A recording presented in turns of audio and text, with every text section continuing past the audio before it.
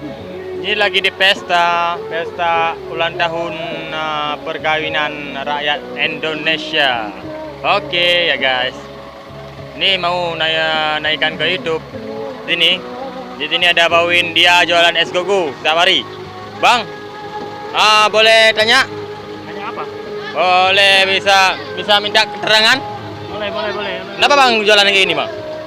Ini jualan bolong. Ini lagi jualan bolon dia.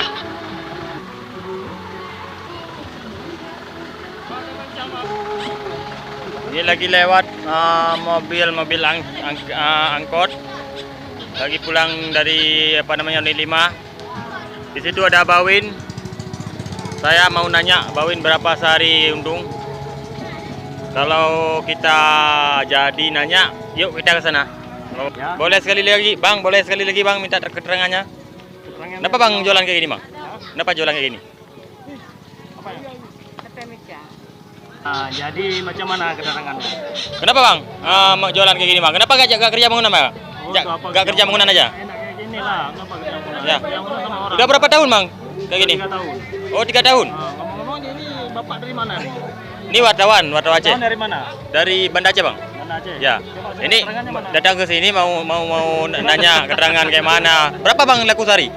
300. 300. Ada untungnya bang? Ada lah. Ini orang jualan juga nih. Mudawi.